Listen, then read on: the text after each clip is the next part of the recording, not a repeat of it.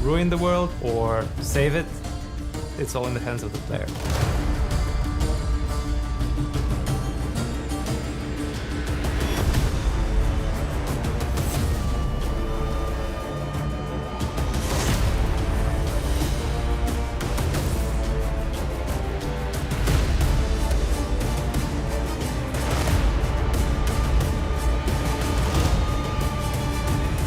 Dynasty update in 3 words.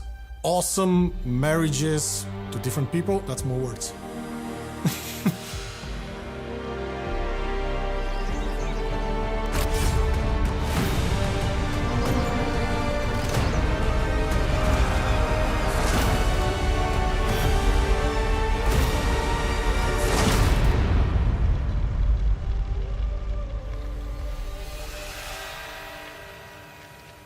The Bronze Age, a time of epic heroes and unending strife. I'm Steve Coleman, joined today by Todor Nikolov, exploring the massively expanded campaign map coming in Total War Pharaoh Dynasties. So, let's start with the top line of everything that's been added to the campaign map.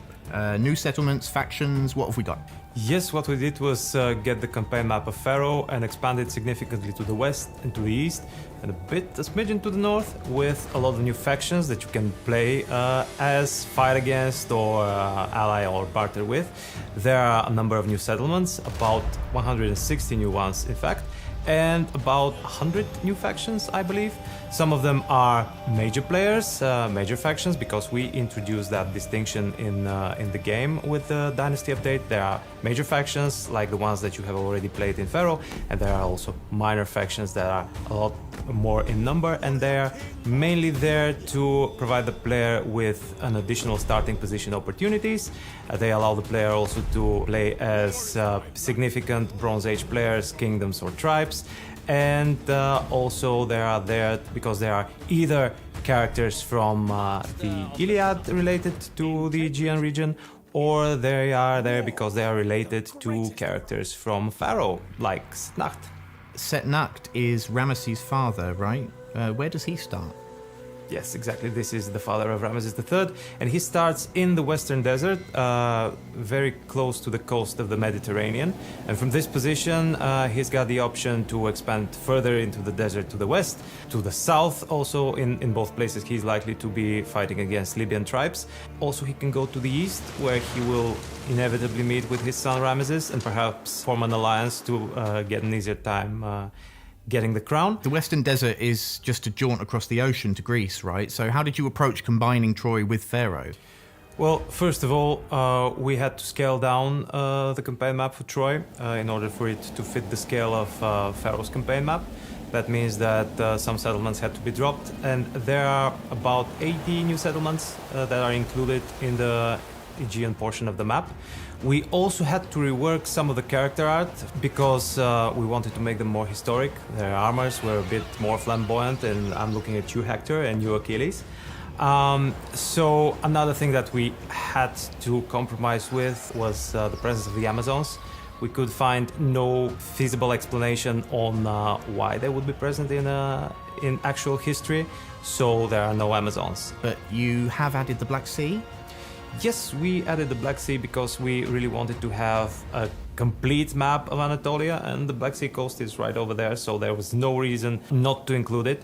We also discovered that when we combined the regions from Troy and from Pharaoh, that there is a significant gap right in the middle portion of Western Anatolia, so we had to add a few regions over there. But now Anatolia is complete. You can conquer the whole of it, and you can carve another Hittite empire for yourselves if you want to. And Mesopotamia has been added as well, right? It looks absolutely stunning. What inspired the art style of this region? Are there any landmarks that you're particularly proud of? For Mesopotamia, we really wanted to create the impression of the cradle of civilization kind of place in the world, where you have fertile land surrounded by hostile territory, much like it is in Egypt, but it also had to look and feel distinct from Egypt. And it's not that hard because there is a single great river in Egypt, the Nile, and there are two of those in Mesopotamia, the Tigris and the Euphrates. So right in the middle, you can find yourself a safe zone, a safe area, because both rivers are natural borders that protect you somewhat from invading tribes from the southwest, or those Elamites from the east. They are always there, the Elamites. As for any particular landmarks, the city of Babylon is there with a unique battle map inspired by the actual layout of the city at the time, and it's really impressive. And in addition to that, Ziggurat-Ur, which we have added as a monument on the campaign map that you can interact with as an outpost. This structure was built 800 years roughly before the events of the game, but is still standing over there today, monument to the entire civilization of humanity.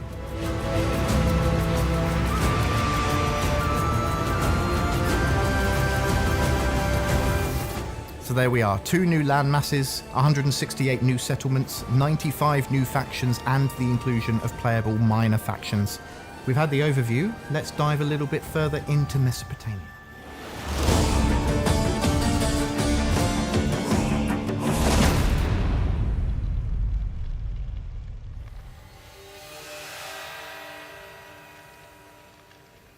Mesopotamia, it's a whole new world to explore and conquer.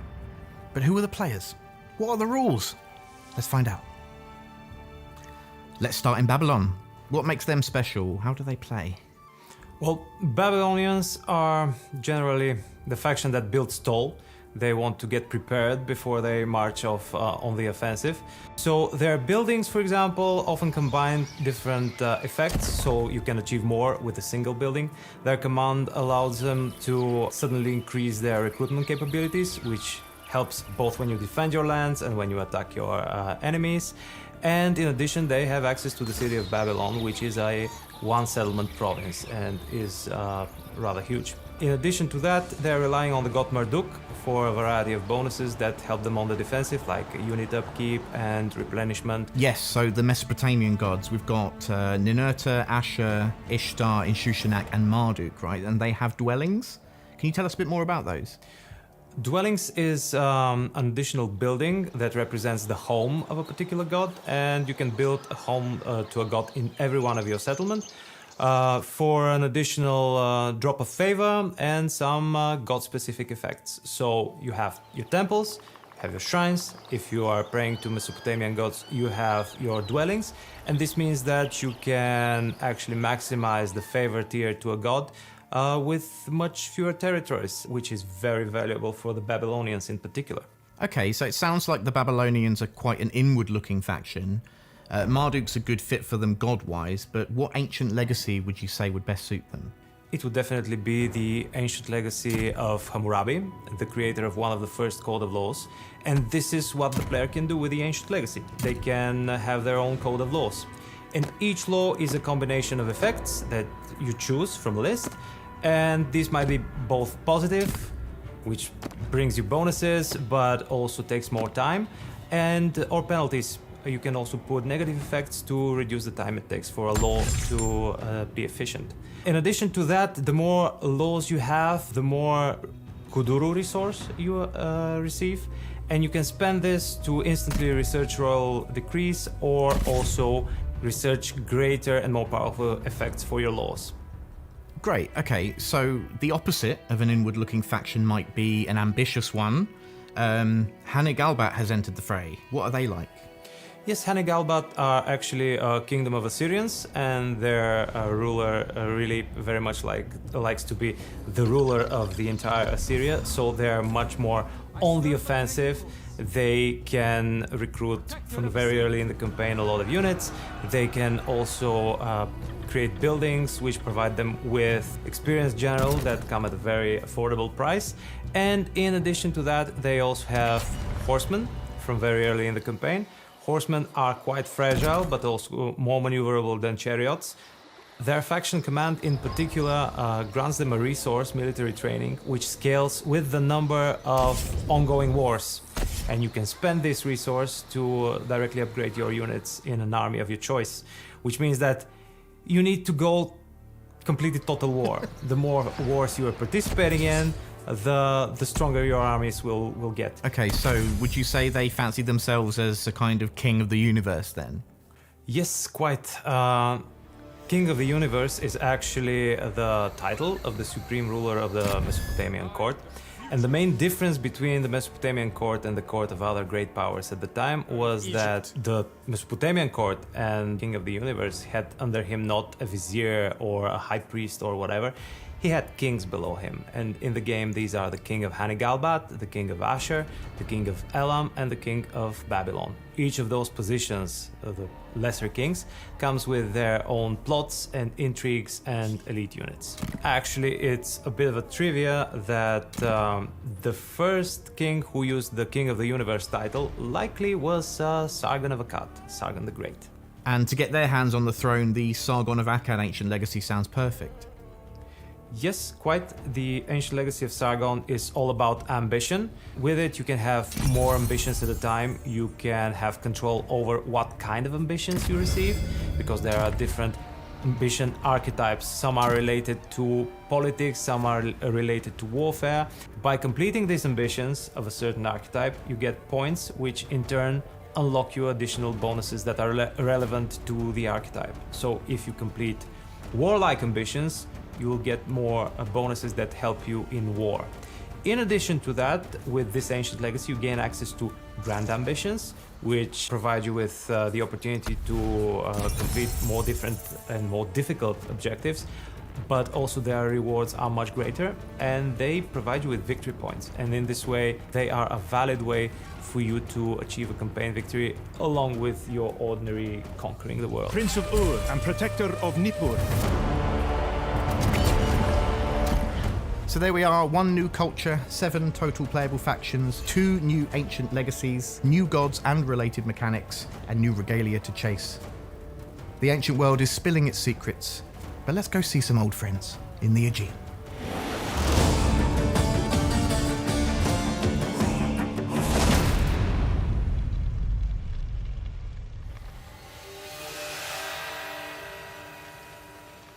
Homer's Iliad describes the Trojan War in epic poetry, but what really happened?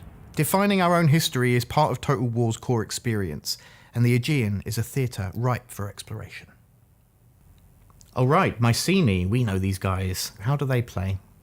The Mycenaeans are led by Agamemnon, and they're all about conquest and expansion. They're extremely adept at pacifying conquered territories. They also have benefits for their buildings from when their high influence is achieved.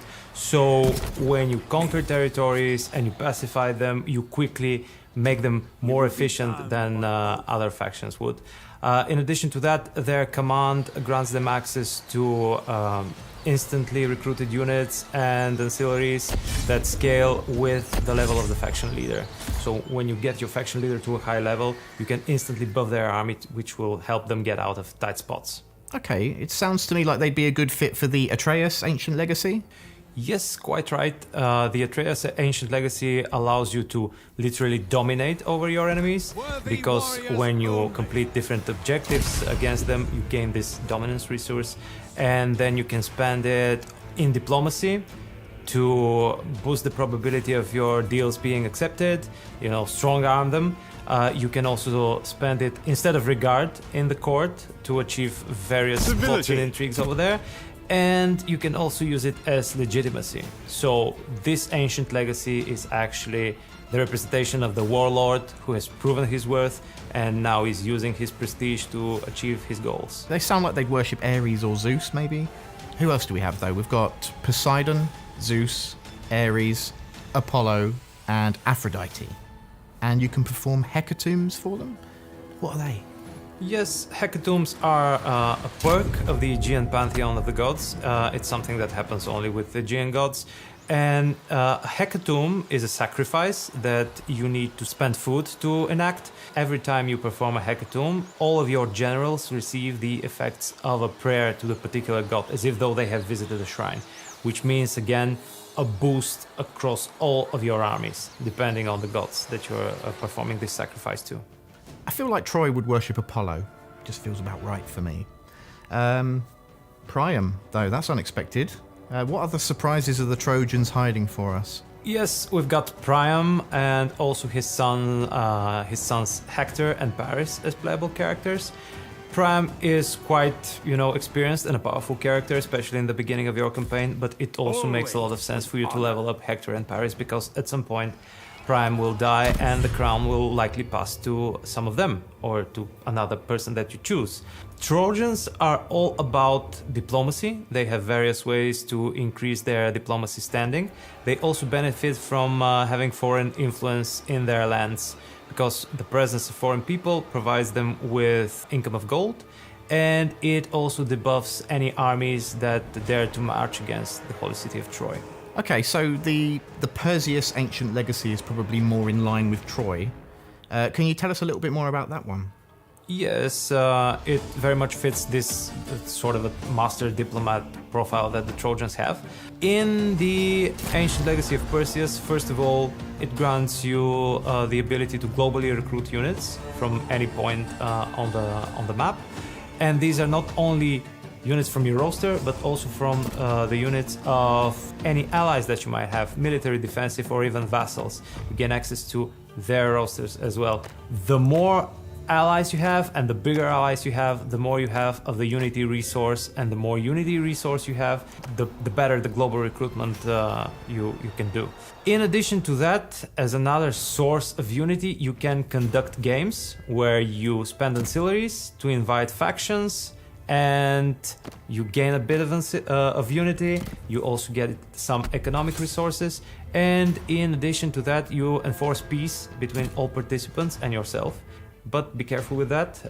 Be mindful of the cooldown, and also the fact that you need ancillaries to start the games in the first place. Okay, well, it's a good thing Priam starts as the Wanax then.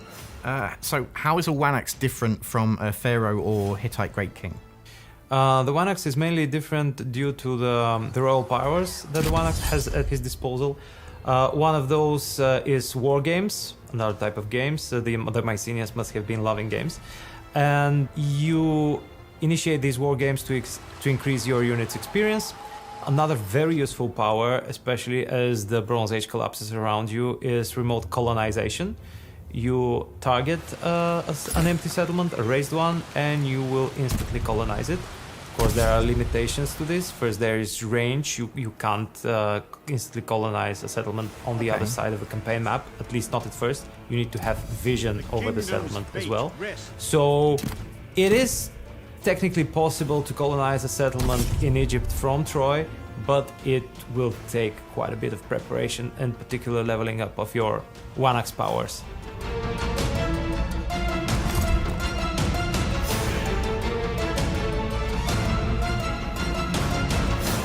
There we are, a familiar culture, another 7 total playable factions, new ancient legacies, gods and thrones to contend with. But the passing of Priam leaves a vacuum in the Aegean. Who will fill it? Who will continue the Aegean dynasty?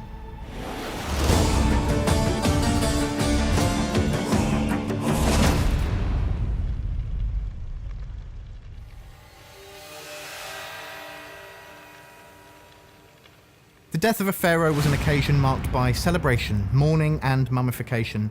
But the world doesn't end when a king dies. Someone always takes up the mantle. Let's take a look at ruling families then. How do they work? The ruling families are a representation of the family of your faction leader. Over there you can see the relations between the different characters. They might be children or parents or siblings. They might be married to each other. And from this screen you can appoint the scion. The scion is the character who will inherit the faction in case the faction leader dies, which is in most cases inevitable. Oh, so you're telling me Ajax gets older and can die? Well, yes, even Ajax is a man. However, we have thought of fans of Ajax in particular, and for them, we have included customization option that allows you to tweak the number of turns that it takes for an year to pass. So, for example, you might want to play with characters that quickly age and they change with new ones. Then you can select each turn to last for an year, or you could slow things down and reach up to 12 turns per year. And if you really do not want to lose Ajax at all, you can have immortal characters which act just like they do in Pharaoh. Of course, this is absolutely ahistorical unless you consider vampires history. Let's say, for example, that I had a really bad campaign and my entire family got wiped out. What would happen then? If potentially you got yourself into that situation, this does not mean that your campaign ends, but in case your entire family gets wiped out, a random character will conveniently arise to take over and become the next faction leader. But you will likely have to face some considerable penalties because your people, your populace will not be happy with such a transition, and they will likely consider it illegitimate, and there will be disorder around your faction. So, let's say I'm the ruling pharaoh, or the great king, or the Wanax, of course, or the king of the universe. Yeah. What changes in the ruling family mechanic? The changes are, first of all, you see not only your faction, but all members of the dynasty. So, for example, there might be faction leaders that belong to other factions. Let's say the Egyptian starting position. You have Merneptah and all of his children that all are faction leaders to different factions. This is one aspect. Another thing is that you can have an overview of the history of your entire dynasty, so yourself, any previous rulers, and all of their deeds. Deeds are events that take place during your campaign. They're recorded over there, both your successes and your failures. And based on your deeds, you can unlock epithets. These are kind of small titles that you can customize your faction leader name with. And they are really a reflection of what you have done in your campaign. You might have conquered a lot of settlements, which means that you will be known as Ramesses the Conqueror. Or perhaps you have lost a lot of settlements, then you might be called Ramesses the Inept Defender or something like that. In addition to all of these, when you become part of a dynasty, you can also arrange political marriages. Okay, so you're saying I can strengthen my ties with other factions by giving away my children? Well, other than sounding fantastic, what else can I do in diplomacy? Well, yes, giving away your children is one of the things that you can do. This is called in the game diplomatic marriage, where either you give away one of your characters or take a foreign character in marriage, which will increase the diplomatic relations between yourself and another faction. The political marriage is something similar. However, in a political marriage, each character remains in their faction. There is again better diplomacy, better relations between the factions, but it requires some sort of diplomatic treaty before it can happen, at least a non-aggression pact between the factions. What else you can do? You can force inheritance. This is a new diplomatic action which sends one of your characters to another faction where they're automatically selected as the scion who will inherit the rule of the faction once the faction leader is dead. And once this happens, you will have a relative ruling another faction, which will vastly increase your diplomatic relations. This is something which I usually do with Paris when I play Troy. I send him off to another faction so that he can become the scion and then come back to me with the faction itself. In addition to all of that, you can also trade with and barter legitimacy in diplomacy with the dynasty update. So you can exchange economic resources for someone else's legitimacy to boost your own, or you can sell your own legitimacy for resources. Although this might not be a good idea if you are preparing for any civil wars.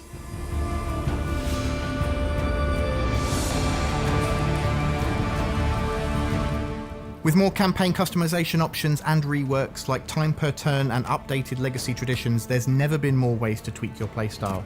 And speaking of playstyle tweaks, let's join Milcho to find out a bit more about battles.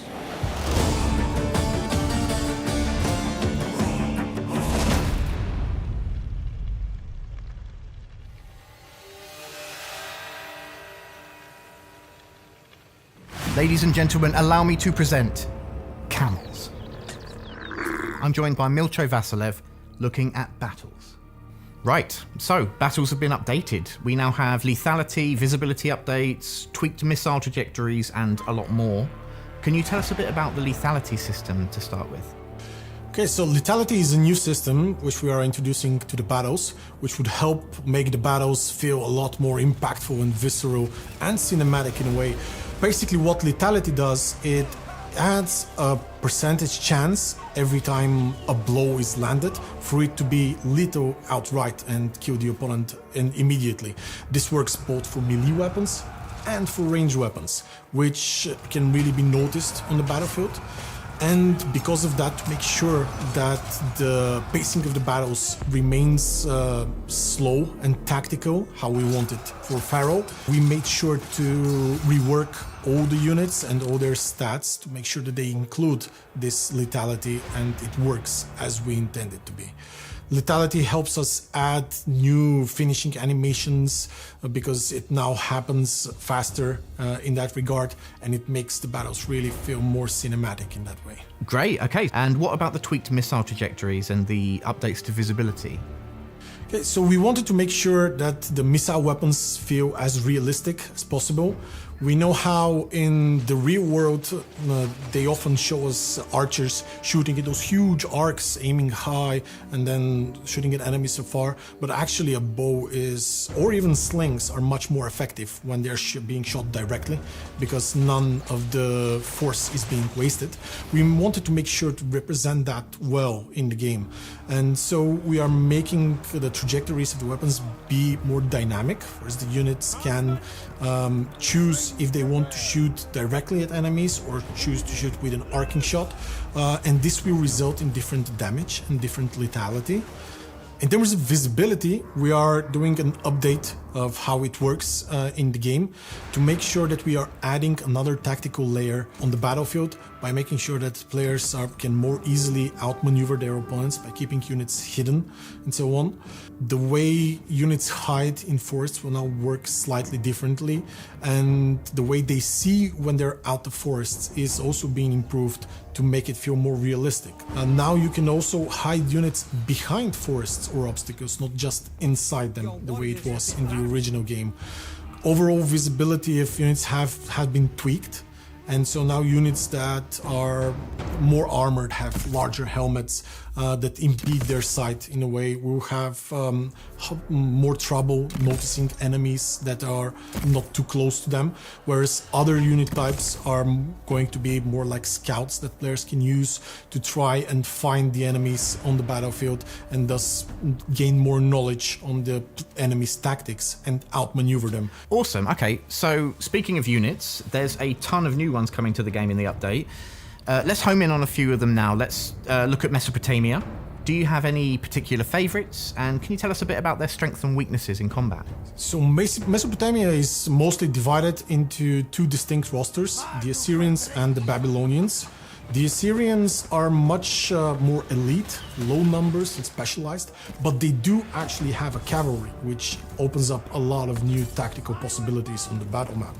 Babylonians, on the other hand, rely on a lot of very cheap but numerous units that are not that good in battles by themselves, but they are supported by the so-called taskmaster unit types that allow them to become stronger when they are around. So positioning your army and positioning your units correctly when playing the Babylonians or playing against them, it's going to be vital and very important.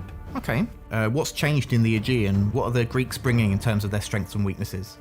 So we are reintroducing a lot of the units that we had in Troy in Total War Pharaoh. All of the units from Troy needed a rework to make sure that they fit the frame of Pharaoh in those slower paced, more tactical battles. Most of their abilities, their stats, they have been completely reworked. In terms of the Mycenaeans and the Trojans, we are keeping the flavor of the armies, where the Trojans are a very defensive focused faction with some of the biggest shields in the game, like those large figure of 8 shields that they wield. They have almost unbreakable lines, but what they have in defense, they lack in offense, where the Mycenaeans excel at. The Mycenaeans are the much more aggressive type of roster that depends more on chargers and shock units that can really pack a punch in the moment of the charge, but cannot stand too long in prolonged melee combat. Let's have a look at battle maps. Troy had some absolutely beautiful battle maps, and Mesopotamia as well. What are we going to expect in the way of new maps? Yes, we are reintroducing all the maps that we had in Troy in here in Pharaoh. They have been slightly reworked to make sure they fit in the Pharaoh framework, with adding the new victory points, making the walls of settlements wider, but overall they are going to be the way you saw them in Troy. For the Mesopotamian regions, we are adding a ton of new battle maps, including the city of Babylon itself, with its unique architecture and unique layout. We are also making the land battles a lot larger than they used to be, to allow for even more tactical outmaneuvering, which the players enjoy in this more slow-paced type of gameplay.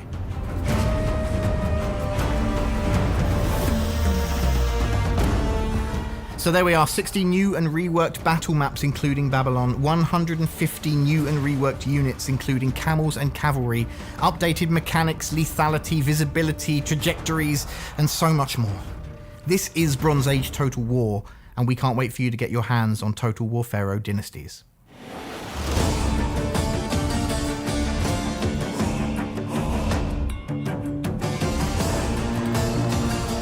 We're finally giving the players a Total War that fits as much of the Bronze Age as possible.